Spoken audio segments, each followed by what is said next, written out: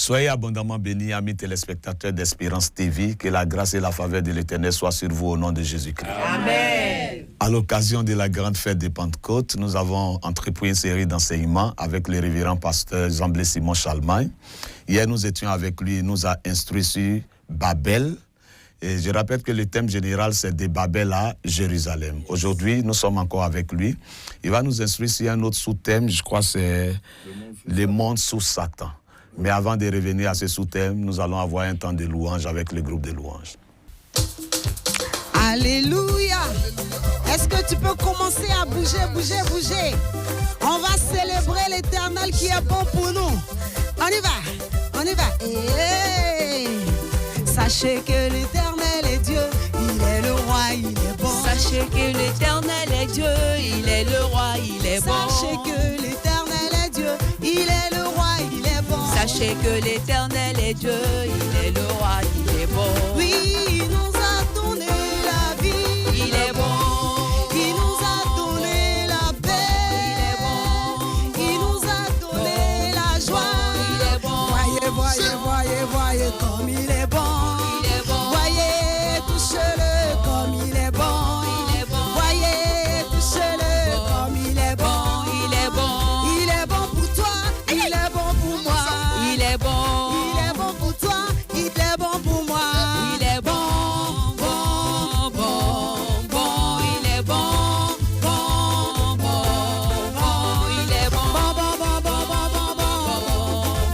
Il est bon.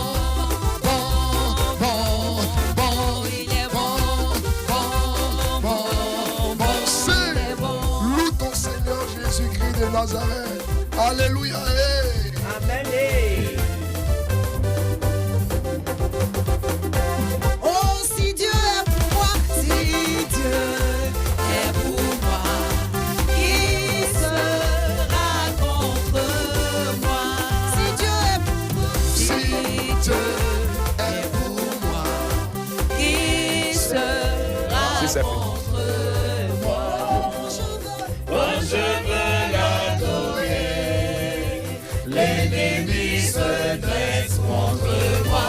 Mais si Jéhovah est pour moi, qui sera contre moi?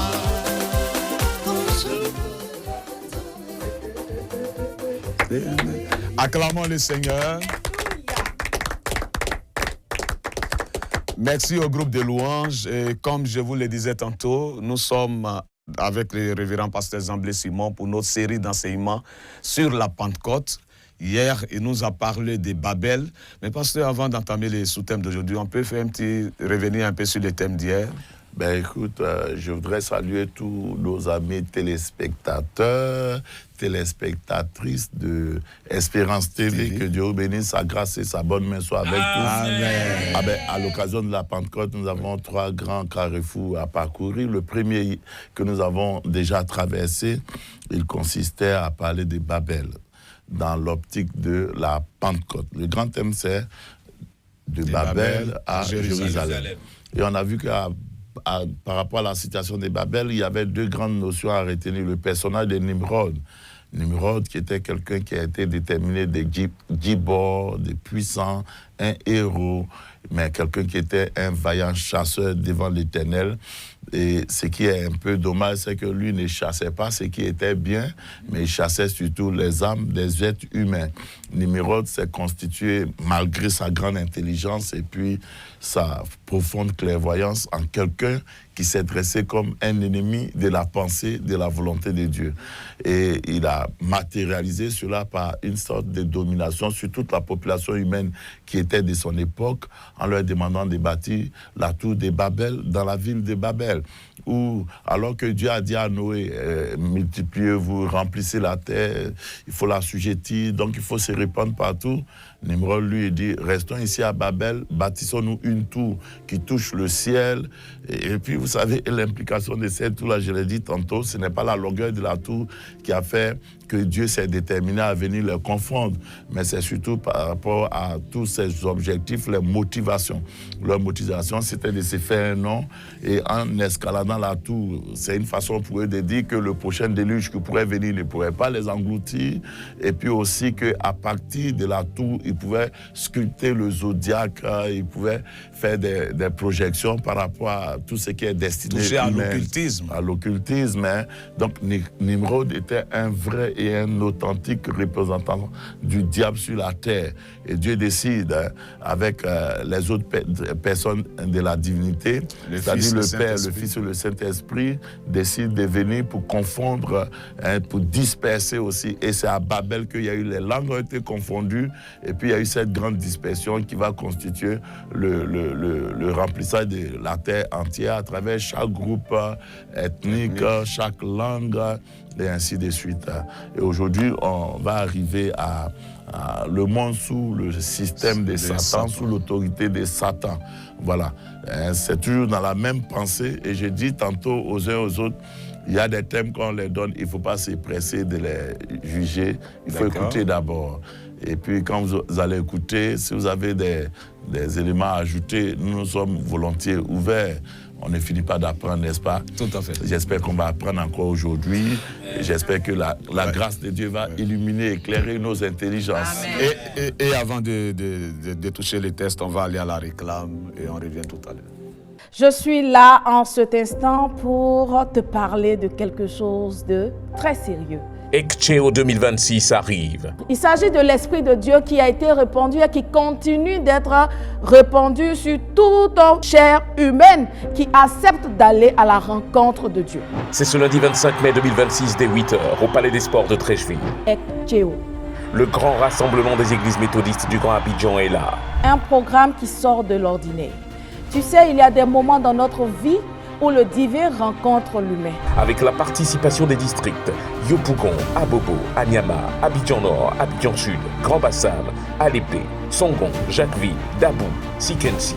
Ce programme ne dépend pas de la pensée d'un être humain. Un moment unique, un temps de communion, une atmosphère de guérison et de restauration profonde. Ce n'est pas juste un événement, c'est une rencontre avec Dieu. L'Église méthodiste, dans cette nouvelle approche de faire de notre Église une Église de référence qui impose sa notoriété ici et partout ailleurs, a décidé de faire un programme qui réunira tous les méthodistes en un seul lieu, le Palais des Sports de Treichville. Ekcheo 2026, venez tel que vous êtes, repartez transformés. Je t'invite à ce programme. Parce que si tu n'es pas à ce programme, si tu es absent, tu vas manquer quelque chose d'important. Tous au Palais des Sports de Treichville, ce lundi 25 mai, dès 8h. Église méthodiste de Côte d'Ivoire, l'espérance renouvelle nos pas. Le monde sous Satan. Le Père, pasteur Zamblé, qu'est-ce qu'on peut comprendre par le monde sous Satan dans le contexte de la Pentecôte? Merci, homme de Dieu. Il y a beaucoup de choses à comprendre et à cerner, à maîtriser. Et il y a beaucoup d'analyses à faire aussi et des constats à remarquer. C'est pourquoi je vous invite à lire de facto le texte de Deutéronome 32, le verset 8. Je dis que cette affaire des Pentecôtes, oui, il est important de voir jusqu'à où part la racine de la Pentecôte. D'accord. Avant de pouvoir bien apprécier la Pentecôte chrétienne des Actes chapitre 2. Ok. On voit déjà que dans le commencement des choses, en Genèse chapitre 10, 11, il y a déjà quelque chose de la Pentecôte là-bas, à partir des langues qui sont dispersées. Si.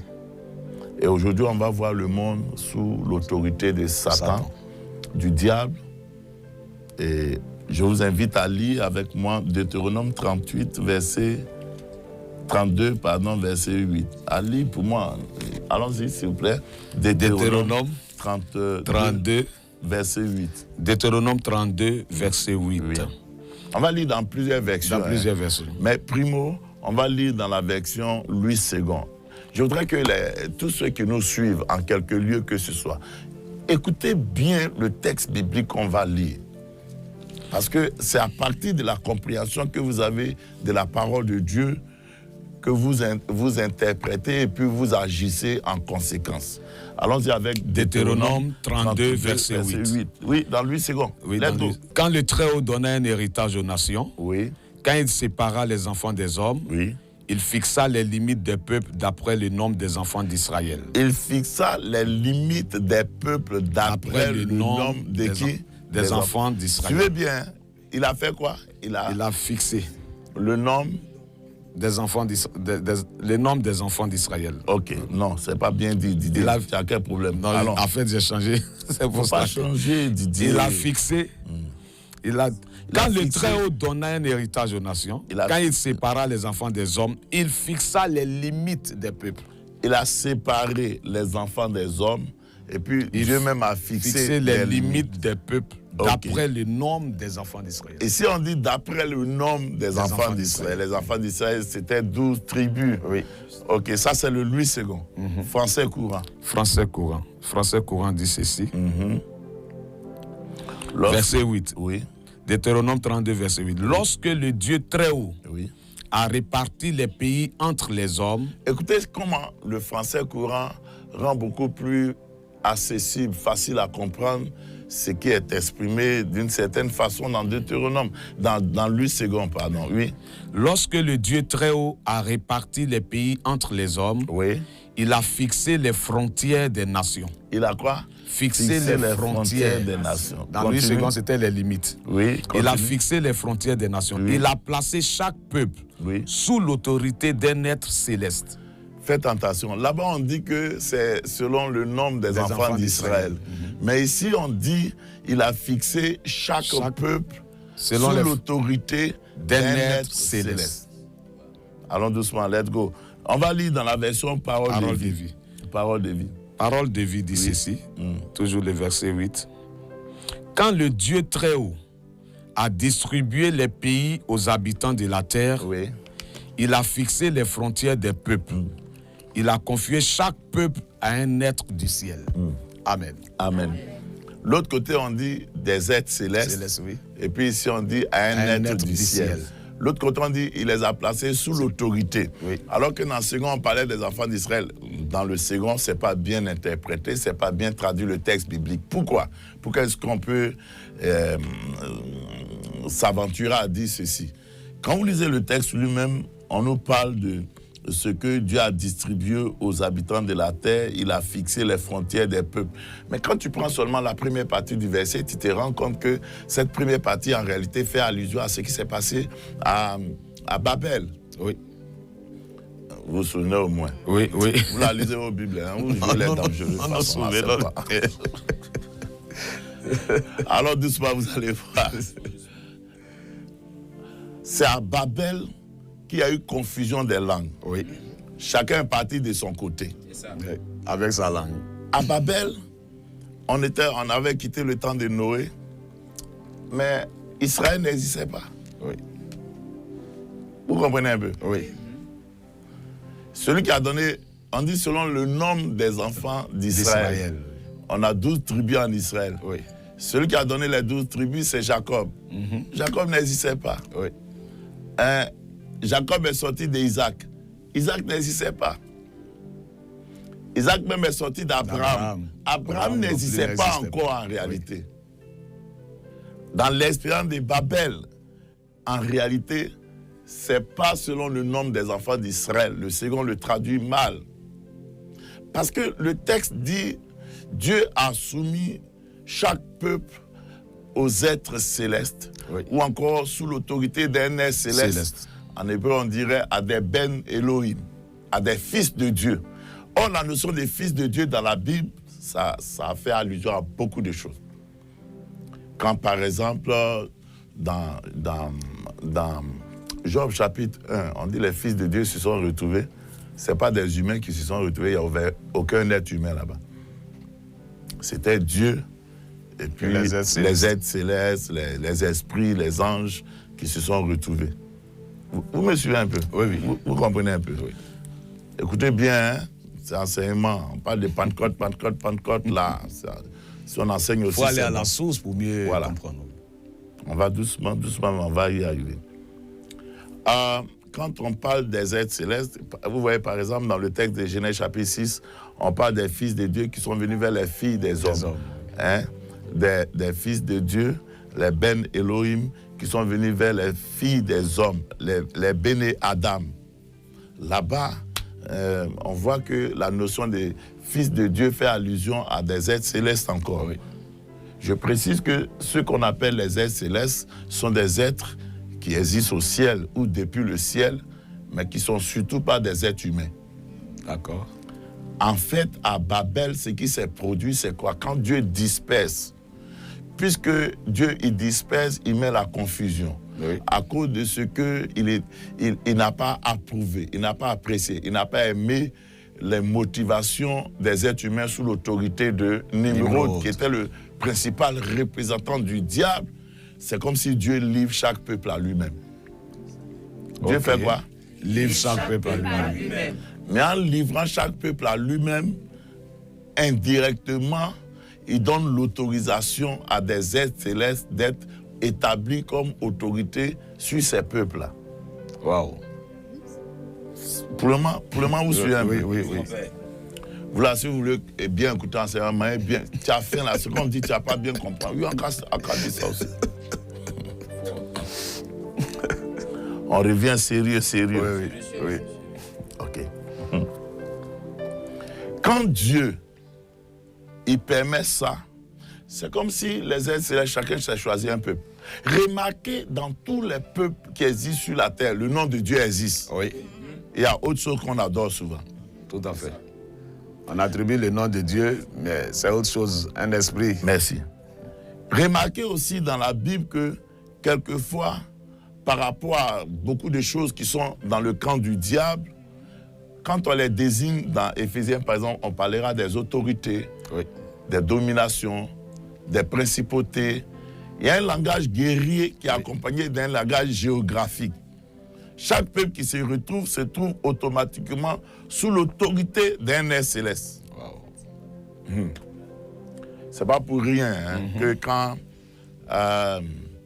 Naaman est guéri, il dit au prophète Élisée, je prends la terre d'Israël pour amener chez toi. Parce qu'à chaque terre est liée une divinité.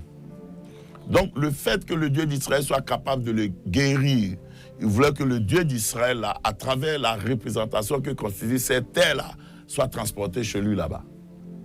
Dieu dit à Israël, quand vous allez rentrer dans la terre promise, toute terre que votre pied va fouler, je vous le donne en héritage.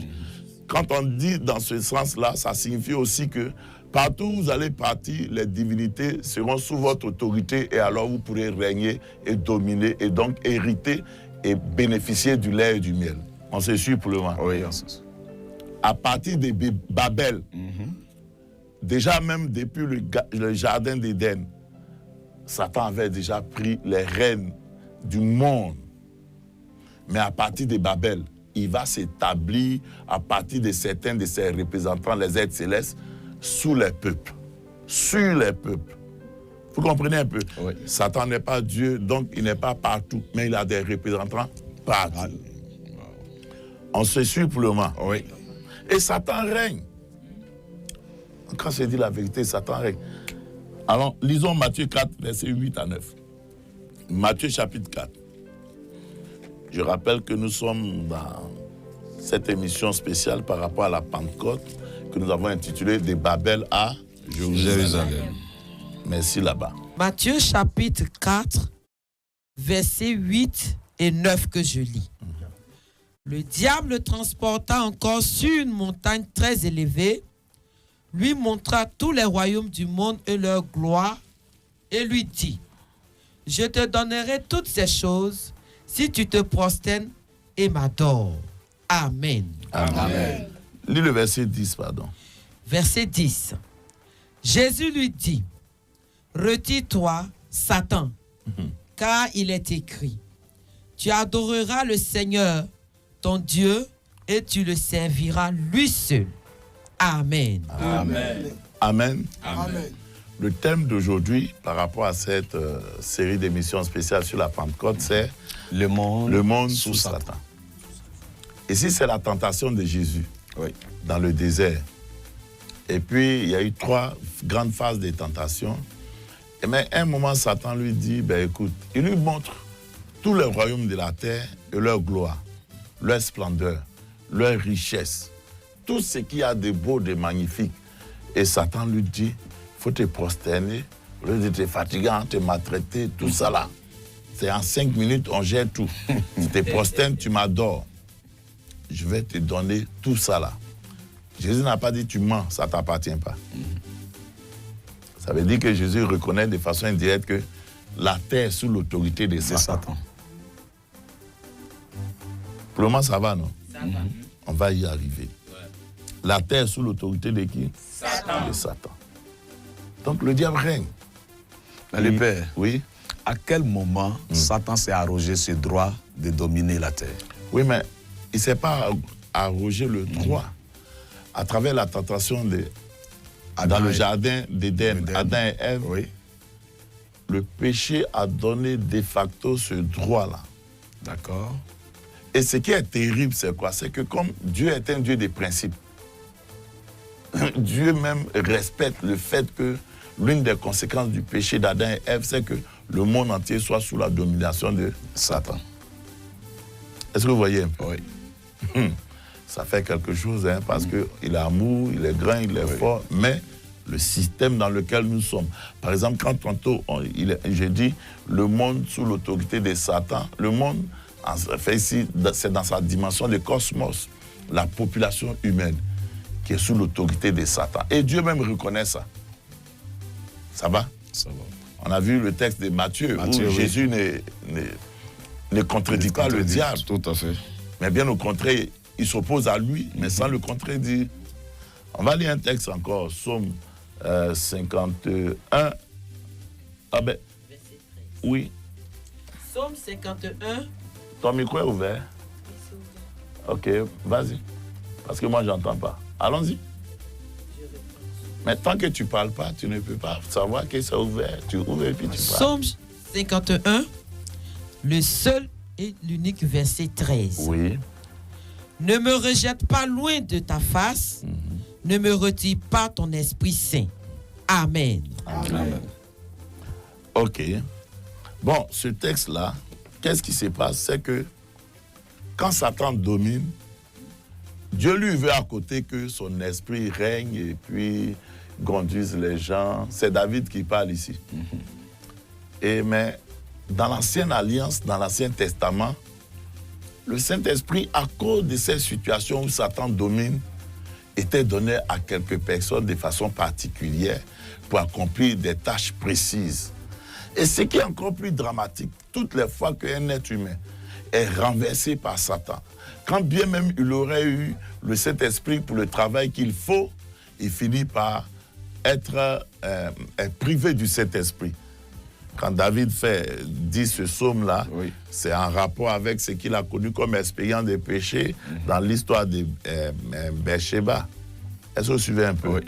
Pour dire que Satan va jusqu'à dominer même les élus de Dieu. S'il ne reste pas consacré et attaché à Dieu, Satan domine. Et Satan règne. Même quand on arrive au Nouveau Testament, on va lire 1 Jean chapitre 5, verset 19. 1 Jean chapitre 5, verset 19. 1 Jean chapitre 5, verset 19. Oui, quelqu'un là, n'est-ce pas? 1 Jean chapitre 5, le verset 19. Oui. Nous savons que nous sommes de Dieu et que le monde entier est sous la puissance du malin. Amen. Reprends s'il te plaît. 1 Jean 5, 19. Nous savons que nous sommes de Dieu et que le monde entier est sous la puissance du malin. Amen. Amen. Ici, c'est l'apôtre Jean qui parle. On est dans le Nouveau Testament. Donc, sous la Nouvelle Alliance. Jésus même est parti au ciel jusqu'à... Et puis, écoutez ce qu'il dit. Il dit quoi? Nous savons quoi? Que nous sommes de Dieu. Nous, on est chrétiens. On est enfants de Dieu. Ça, il n'y a pas de problème. Il pose une certitude. Il dit, on sait. Parce qu'ils ont le Saint-Esprit. Mais il continue pour dire quoi? Et que le monde Maman, parle dans ton micro. entier est sous la puissance du malin. Dans la version français courant, courant, le monde entier est au pouvoir du mauvais. le monde entier est sous l'autorité, est au pouvoir, est sous la puissance, la domination du malin. J'insiste sur cette petite partie parce que les chrétiens aiment trop des prétentions et puis des paroles, des proclamations creuses et sans connaissance. Et puis bon, on se flatte de façon là et puis Satan continue de régner. Il continue de dominer.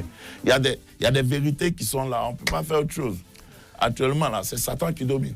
Il domine dans tous les espaces de l'univers. Il domine même. Il n'y a rien à faire. Satan fait quoi? Il domine. On va peut-être lire. Je vais arriver. Il sait que Didier a une question. Quand tu souris comme ça, toi, il te connaît, mon frère. Quelqu'un va m'aider à lire Ésaïe 27, verset 1. C'est vrai Ésaïe, hein? C'est pas au coup Ésaïe. Oui, Ésaïe 27, verset 1. Oui, Didier, si tu as trouvé, vas-y. Ces jours-là, oui, le Seigneur prendra sa grande, sa terrible, sa puissante épée, oui, pour intervenir contre le monstre Léviathan, oui, le serpent tortueux, oui, insaisissable, oui. Et il tuera ce dragon des mers. Il tuera quoi? Ce dragon des mers. Là, on parle du Léviathan, qui est un esprit fort et puissant, qui est un esprit du diable. Mais il règne où? Dans la mer. Dans la mer. Satan règne dans la mer. L'eau que vous voyez là, si vous n'êtes pas sûr, demandez aux lagunais. Ils savent que Satan règne dans la mer. Il y a beaucoup de nos difficultés qui viennent de la mer. Oui. La mer qu'on voit n'est pas seulement quelque chose de matériel, de physique, c'est une réalité spirituelle. Et ceux qui connaissent ces choses-là, ils savent que Satan règne là-bas. N'est-ce pas? Oui. Apocalypse 13, verset 13. Apocalypse 13, le verset 13. Quelqu'un ne peut pas Éphésiens 2, 2. Didier. Apocalypse 13, verset 13. Non, bon, pour vous préparer, Éphésiens 2, 2. Oui, Apocalypse 13, verset 13. Cette deuxième bête réalisait des grands miracles. Oui. Elle faisait même descendre le feu du ciel sur la terre. Elle faisait descendre quoi? Le feu du ciel sur la terre, sous les yeux de tous les humains. Oui. Elle faisait même descendre le feu du ciel sur la terre. L'une des forces des 4 éléments de l'univers, c'est le feu. Oui. Lui, il crache le feu. Donc, il domine, Satan domine à travers le feu et dans le feu et par le feu. On se suit. Oui. Je vais vous expliquer tout à l'heure un certain nombre de choses. Éphésiens 2, 2. Éphésiens 2, 2. Oui. Dans lesquels vous marchiez autrefois, selon le trait de ce monde, selon le principe de la puissance de l'air. Selon quoi? Selon le prince de la puissance de l'air. De l'esprit qui agit maintenant dans les fils de la rébellion. Selon le prince de quoi? De la puissance de l'air. Ce texte nous parle du diable qui agit dans l'air. Dans l'air aussi, Satan règne. Que Dieu purifie l'air, non? Amen. Et quand on parle de l'air, là, c'est d'abord spirituellement. Hein? Mais les gens qui sont trop enrhumés, on laisse Satan dans leur narine. Mais comment toi tu peux toujours arriver? Si tu es trop enrhumé, que Dieu te guérisse au nom de Dieu. Donc vous voyez que, dans l'eau. Sur la terre d'abord. Sur la terre d'abord. Deuxième, dans l'eau. Troisième, dans le feu.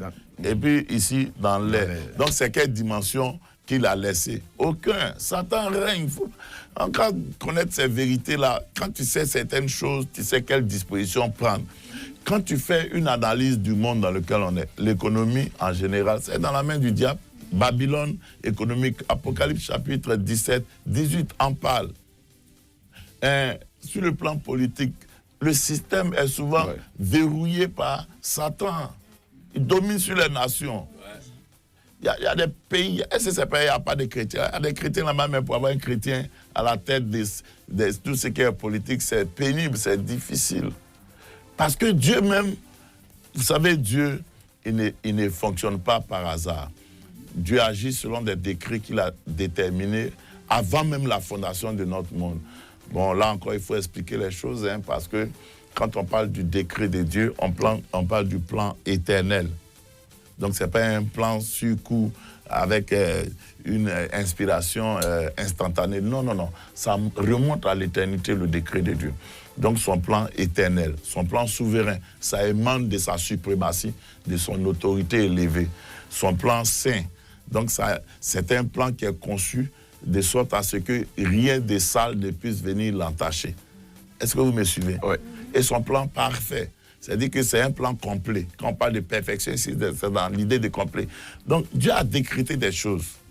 Et par rapport à ce décret, lui-même, il s'impose sa responsabilité de respecter. C'est pourquoi, par exemple, vous allez voir que malgré que Satan soit en train de régner, malmener les gens, fatiguer les gens, c'est comme si Dieu ne dit rien. Parce qu'il a fixé des principes, des décrets. Il a émis des décrets. Oui. Donc, il a fixé lui-même certaines limites à sa propre personne. Par exemple, dans Genèse chapitre 3, dès que Adam et Ève ont péché, il y a eu la promesse de ce que, par la descendante de la femme, la tête du serpent allait être écrasée, même si le serpent mordait le talon de la descendante de la femme. Ça, c'est ce qu'on appelle l'évangile avant son heure, le proto-évangile. Mais la chose ne va pas se réaliser à l'instant. Cette prophétie biblique va se réaliser seulement en Jésus-Christ, c'est-à-dire plus de 2000 ans après. Le Père, ça montre qu'en réalité, pour prendre le dessus sur tout cela, il faut vraiment connaître Dieu. Ah, ben, Jésus dit à la Samaritaine, il dit, vous servez un Dieu que vous ne connaissez pas. Ça, c'est les gourous, ça.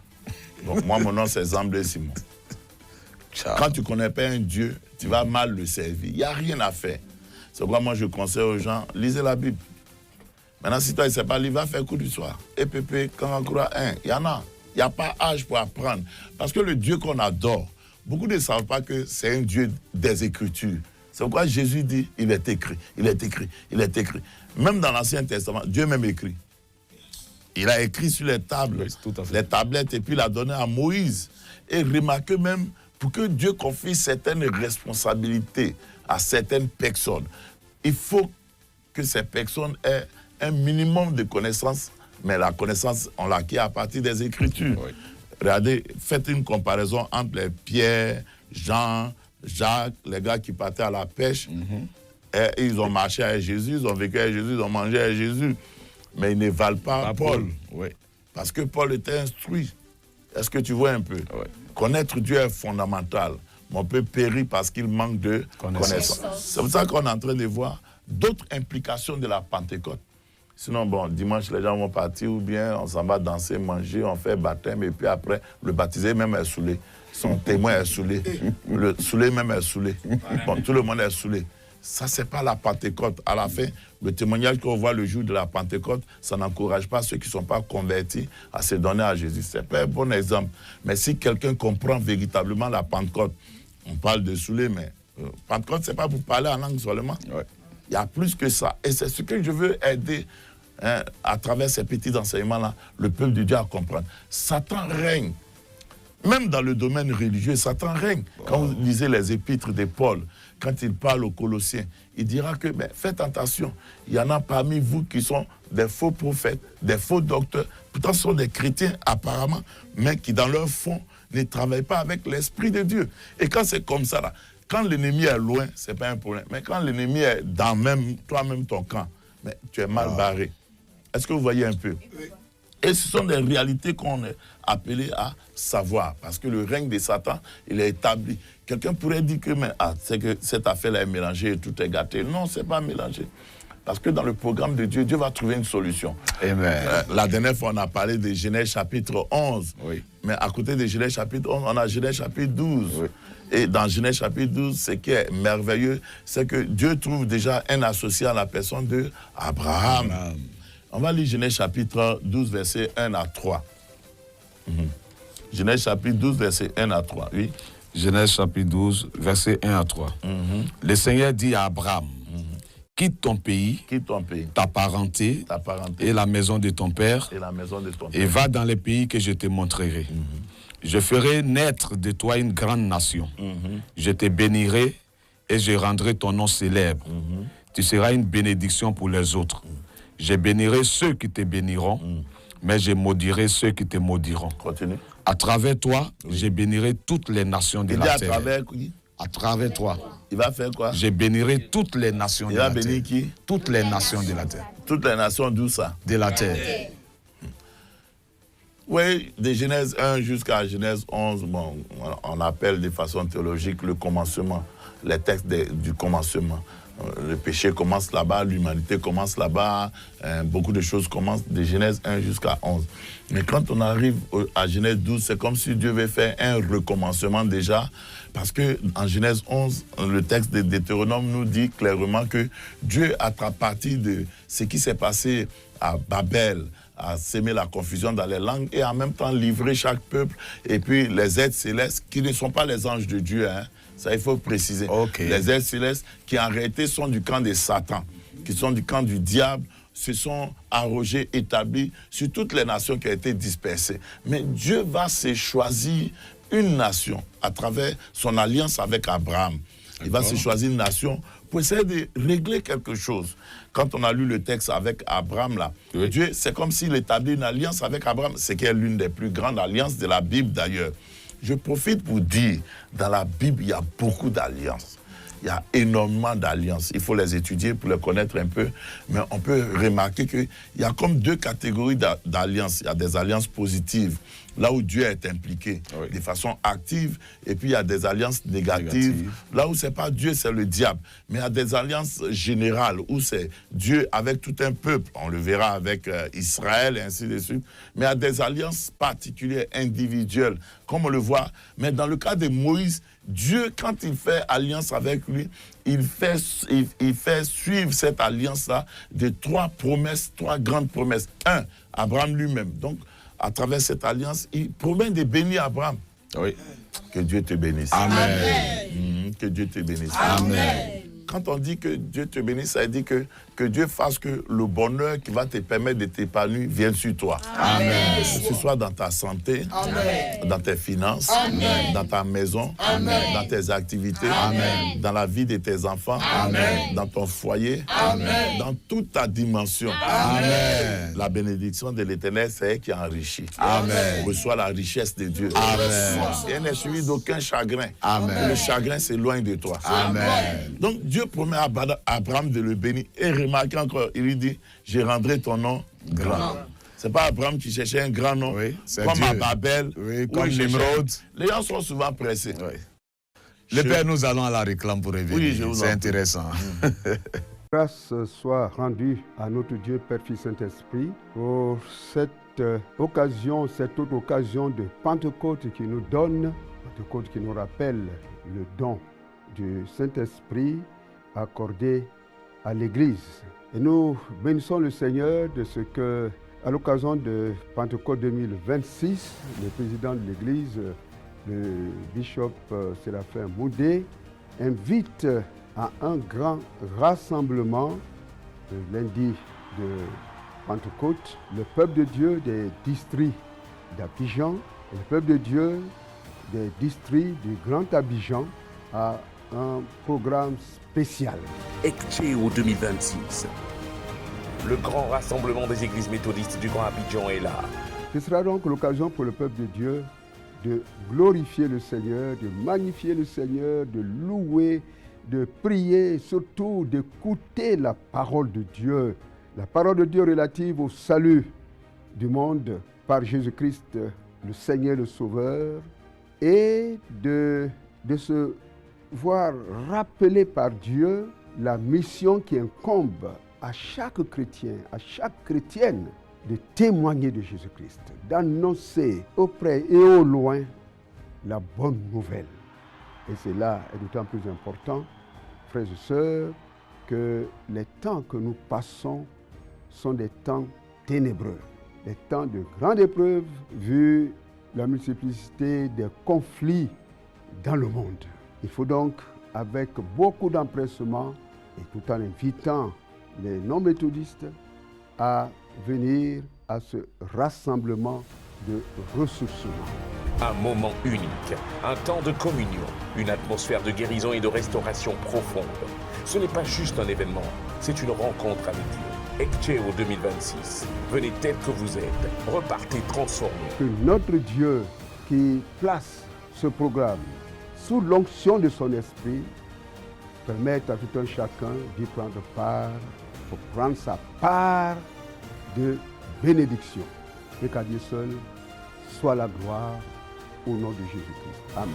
Tous au Palais des Sports de Treichville ce lundi 25 mai, dès 8h. Église méthodiste de Côte d'Ivoire, l'espérance renouvelle nos pas.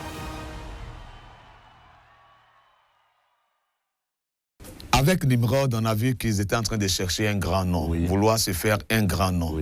Mais là, on voit c'est Dieu lui-même qui décide de rendre le nom d'Abraham grand. Les hommes sont souvent pressés pour ce que Dieu va leur accorder. Quand il s'est marché au rythme de Dieu, ce pourquoi tu pouvais courir pendant des années, Dieu va te l'accorder. Amen. En peu de temps, il reste Dieu, il reste fort, il reste grand, il reste puissant. Dieu dit à Abraham, je vais rendre ton nom grand. Ça, c'est la première dimension de la promesse qu'il fait à Abraham, par rapport à l'alliance qu'il veut établir entre lui et Abraham. La deuxième, il dit, la terre, là, je vais la donner à ta nation, c'est-à-dire au peuple d'Israël. Ça dit que Dieu fait une promesse par rapport à Israël depuis Abraham. Vous savez, il y a des grâces dont on bénéficie là. Ce n'est pas nous qui en sommes les initiateurs. Ça vient de quelque part et puis on bénéficie de ça. Et moi, ma prière, c'est que s'il y avait une promesse par rapport à tes parents, tes grands-parents de la part de Dieu, que tu expérimentes ça. Amen. Oui, oui, Dieu fait des promesses comme ça aussi. Peut-être que beaucoup ne font pas attention. Quand on dit comme ça, là, il y en a qui disent, mon grand-père est sorcier. Quel sorcier? Quelqu'un peut être sorcier et puis Dieu va lui faire des promesses. Et puis, d'ailleurs, même dans la Bible, attention, hein, la révélation de Dieu, elle est quelquefois universelle, même quand elle est personnelle. Je veux dire quoi? Que même dans les temps anciens où Jésus n'était pas encore venu physiquement sur la terre, Dieu s'est révélé à certaines personnes qui n'étaient pas des Juifs, comme Job. Beaucoup ne font pas attention. Job n'était pas juif. On dit Job, un des habitants du pays de Out. Out, là, c'est en Mésopotamie, ce n'est pas une nation juive. Et puis, Job que vous voyez là, en réalité, Job a vécu dans la même époque que les Abraham, les Isaac, les Jacob. C'est parce que simplement, ceux qui ont fait la Bible en français et puis en anglais, dans les langues anglo-saxonnes, là, ils ont préféré mettre Job devant là-bas. Sinon, dans la Bible en hébreu, la Bible hébraïque, Job est mis juste après les 5 premiers textes de la Bible. Et quand vous lisez bien Job, on va parler du Kessita. Le Kessita, c'est une monnaie qui existait seulement au temps des patriarches. Mais à Job, Dieu s'est révélé. C'est pourquoi vous allez voir que Job, il ne passe pas par les Lévites. Les Lévites n'étaient pas de sa contrée. Mais lui-même, il faisait des sacrifices pour ses enfants. Pour dire que Dieu se révèle à n'importe quel être humain qui le cherche. Je vous ai dit tantôt, à notre premier rendez-vous, que les êtres célestes qui nous conduisent ne sont pas des dieux. Nous, les Africains, on pourrait dire des génies. Les génies, il y a bon et il y a mauvais, mais on dirait qu'à la fin, eux tous sont mauvais. Tous sont mauvais. Mais d'autres pourraient dire que non, c'est des esprits. Certains pourraient dire que c'est des tentants, mais ce n'est pas Dieu. Parce que souvent, ces réalités spirituelles-là, ces êtres célestes-là ne sont pas Dieu. Dans chaque langue, il y a toujours le nom de Dieu. Et puis, il y a ce qu'on adore en la réalité. Alors donc, quand Dieu parle à Abraham, la troisième partie qui pour moi est vraiment une promesse extraordinaire, c'est la promesse de la bénédiction de l'univers tout entier. Il va dire qu'en ton nom, les familles de la terre seront bénies, les ethnies de la terre seront bénies, les nations de la terre seront bénies. C'est cette promesse-là dont nous bénéficions aujourd'hui. Mais pour que cette promesse-là soit, il fallait que quelqu'un vienne en la personne de Jésus, se donner à la croix, mourir. Mais Jésus pouvait faire tout ça et puis s'arracher sur les Juifs. Mais quand il vient, il meurt. Quand il meurt à la croix, il affronte le diable, celui qui est le maître, celui qui est le chef, celui qui est le dominateur. Quand Jésus l'affronte, Jésus le terrasse à travers son sacrifice à la croix. Ce que Satan pensait être sa victoire, ça a été sa plus grande défaite. Comme quoi, il y a des choses que nous, on appelle défaites qui ont été constituées des victoires pour nous. Que Dieu nous donne l'intelligence de savoir voir les choses comme lui les voit. Est-ce que vous me suivez même? À la croix, Jésus meurt. Quand Jésus meurt, qu'il verse son sang, il pardonne nos péchés. Quand il pardonne nos péchés, il nous réconcilie avec son Père. Quand il nous réconcilie avec son Père, il nous donne de facto la possibilité d'accueillir le Saint-Esprit en nous. Et le Saint-Esprit que Jésus va annoncer, c'est l'Esprit consolateur qui sera de façon permanente avec les êtres humains. Il ne viendra pas de façon spontanée, il ne viendra pas pour un temps, mais il vient maintenant pour rester. Ce n'est plus comme à l'époque de David où on pourrait dire que si tu as péché, dès que tu as péché, il s'en va. Il ne va pas, il est là. Même s'il est attristé, le texte biblique dira dans Éphésiens, n'éteignez pas le Saint-Esprit. Ne l'empêchez pas d'être actif. Ne l'empêchez pas d'être aussi vivant qu'il le souhaite. Parce que le péché l'attriste. Est-ce que vous me comprenez un peu? Oui. Alors donc, à partir de toutes ces réalités, la mort de Jésus, selon les textes de Colossiens, nous disent que son sang qui a coulé à la croix, là, ça a effacé tous les actes dont les ordonnances nous étaient contraires. Oui. Pour ceux qui sont dans la justice et autres, là, les actes d'ordonnance, c'est ça, non? Connaisseur connaît, quand on passe. Donc, c'est important. C'est comme s'il y a des décrets qui sont là, qui sont déterminés dans le camp de Satan. Tous les sacrifices de l'Ancien Testament, eux, ils n'effaçaient pas, ils couvraient. Quelque chose qui est couvert, on peut sortir et puis souffler. Et puis on dit, à l'an 1998, dans un couloir de la sécurité, tu as volé viande en sauce. Allez, rattrapage, tu mérites la justice, t'es pas. Mais quand le sang de Jésus verse, Satan vient, les dominations, les principautés, les autorités du monde de Satan, ils sont sortis ton dossier quand même. Ils disent, à l'an 1998, mais on avait écrit qu'il avait volé viande à sauce, mais qui a effacé le sang de Jésus? Alléluia. Il n'y a plus de condamnation. Tout à fait. Amen. Est-ce que vous me suivez un peu? Oui. Satan ne domine plus. Amen. Alléluia. Amen. Jésus est bon. Amen. Il est bon. Ouais. Il a vaincu le diable, il a vaincu les démons, et puis il a détruit toutes les malédictions qui étaient liées au diable. Alléluia. Qui étaient liées au péché, je devais dire. Ouais. Jésus est bon. Ce sont des petites choses que quand tu comprends, tu vis mieux, tu respires mieux. Tu n'es pas enrhumé, spirituellement parlant. Sinon, ceux qui sont enrhumés naturellement, ils vont penser que je suis contre eux. Non, spirituellement parlant, tu n'es pas enrhumé. Et dans toutes ces vérités-là, il y a quoi? Dieu, quand il a permis ça à travers Jésus, c'est vrai qu'il y a eu la résurrection, il y a eu la Pâque, il y a eu la fête, il y a eu la joie. Jésus aussi un matin, il dit, il s'en va au ciel. Mais tu t'en vas au ciel, nous on fait quoi? On devient quoi? Les disciples étaient inquiets, hein? Est-ce qu'ils ont tort? Si c'est moi-même, hier, je te dis, Ato, ce que tu as commencé, c'est pas bon. On a bien commencé, on a qu'à bien terminé. Maintenant, toi, tu t'en vas là. Nous, on devient quoi dans le film? On travaillait, on a laissé. Même des fois, famille même, on ne les voit pas. 3 ans, nous, on est devenus un peu star à côté de toi. Sur l'eau, tu as marché. Moi, Pierre, tu as marché. Didier, tu n'as pas marché. Ton nom n'est pas dans la Bible. C'est Simon qui a marché. Donc, nous, les Simon, notre représentant a marché. On a titulé un matin. Bon, d'abord même, ta mort là même là, on a failli être découragé. Dieu merci, tu es revenu. Il faut rester, transer, assois-toi. Tu vas où? Maintenant tu vas, nous on devient quoi? C'est toi notre chef, notre héros, notre espoir. Il ne faut pas faire espoir perdu ici. Hein. C'est là Jésus dit non. Je ne vous laisse pas orphelin. Yes. Je ne vous laisse pas seul. Alléluia. Je ne vous abandonne pas. Yes. Je m'en vais. Je vous envoie un autre consolateur comme moi. Tout ce que je fais là, il fait. Mais moi, comme je suis dans un corps humain, même ressuscité, glorieux, mais je suis quand même dans un corps humain. Mais lui là, il est esprit. Yes. Et quand il va venir, permettez-nous de lire Jean chapitre 7, verset 37 à 39. Vous voyez un peu cette histoire de Babel à Jérusalem là. On arrive un peu, non? On n'est plus trop loin. Ok, Dieu merci. Allons-y, Jean chapitre 7, verset 37 à 39, oui. Vous avez pris Jean chapitre 7, verset 37 à 39. Allons-y si elles n'ont pas trouvé.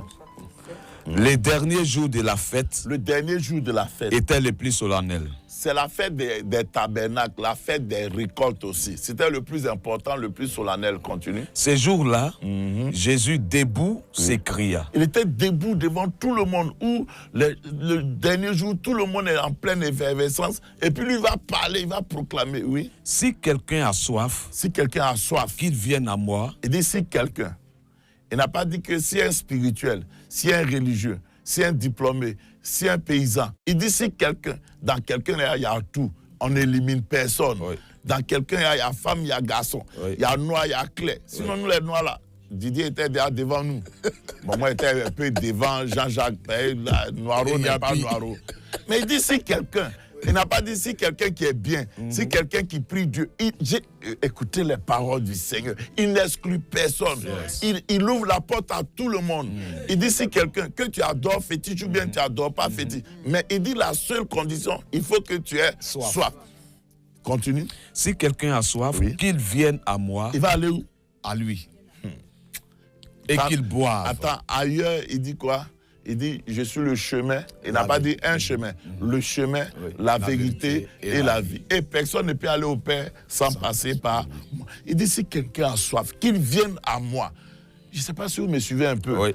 Avant là, Dieu a livré à partir de l'expérience de Babel, chaque peuple a sa propre destinée. Chacun se débrouille ici, chacun va là-bas, tu adores ce que tu veux. Mais Jésus vient, il dit attention, parce qu'il faut que les choses soient réparées. Le monde a été trop laissé à la merci de Satan, à la merci du diable. Et l'humanité crie, et l'humanité pleure. L'humanité a faim, mais l'humanité a surtout soif. Oh! Mais il dit, si quelqu'un a soif, qu'il vienne où? À moi. Il donne la destination exacte si tu veux que ta soif là soit étanchée. Il dit qu'il vienne à moi. Et quoi? Et qu'il boive. Et qu'il boive. Oui. C'est-à-dire que si tu bois, c'est parce que tu ne viens pas à lui pour être déçu. Tu viens à lui et tu as la certitude que ce que tu cherches pour pouvoir étancher ta soif, tu l'auras auprès de Jésus. Amen. Amen. Alléluia. Amen. Amen. Et donc, il dit, il continue. Mes frères, vous qui me suivez sur Espérance TV, comprenez bien, si quelqu'un a soif, tu as soif de quoi? Tu as soif de quoi? Du Saint-Esprit, de l'onction. Si quelqu'un a soif, toute soif là, toute sa réponse en Jésus. Amen. Il n'a pas dit aller aux anges, Amen. aller aux hommes de Dieu, Amen. aller ici. Amen. Il ne dit même pas aller à l'église. Amen. Amen. Il n'a pas dit aller à la prière. Amen. Je crois que... Mais non, Didier, permets juste qu'on puisse conclure. Moi, je veux rassurer les autres. Si. Les autres. Il dit, venez à moi. Oui. Si quelqu'un a soif, il va boire. Oui. Et des fleuves d'eau vive vont couler de lui. Il a commencé à annoncer que le Saint-Esprit va se manifester dans sa grande dimension. Amen. On se retrouvera la prochaine fois. À demain, à demain, à demain pour le 3e sous-thème avec le révérend pasteur Zamblé Simon Chalmagne. Dieu vous bénisse.